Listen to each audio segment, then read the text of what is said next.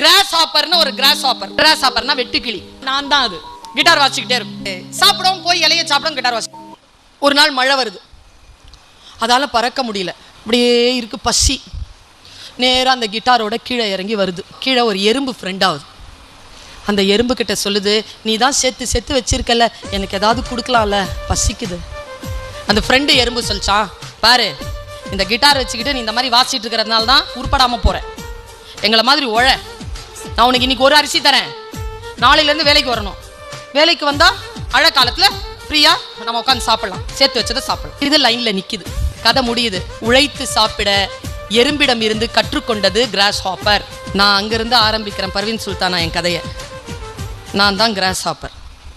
நான் யோசிக்கிறேன், கியூவில் கட்டி போய்கிட்டே இருக்கிறேன், 10 அரிசி சம்பாதிக்கிறேன்.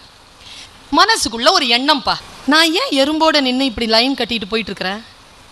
அப்போ நான் எறும்பா தானே பிறந்திருக்கணும். நான் ஏன் கிராஸ் ஹாப்பராக பிறந்தேன்? கிட்டார் வாசிக்க தெரிஞ்ச கிராஸ் ஹாப்பர்னா, கிட்டார் வாசிச்சா எனக்கு அவ்வளோ சந்தோஷம். நான் எதுக்கு இங்க நிக்கிறேன்?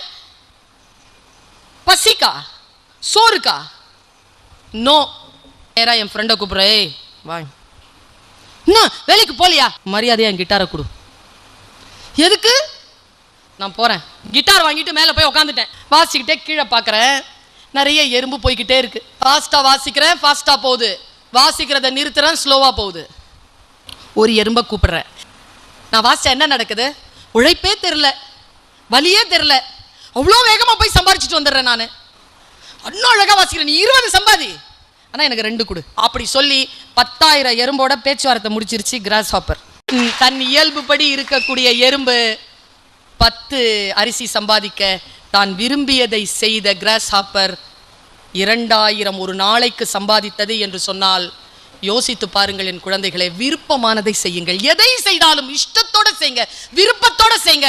விருப்பத்தோடு செய்தால்தான் வாழ்க்கையில் பல விஷயங்களை சாதிக்க முடியும்.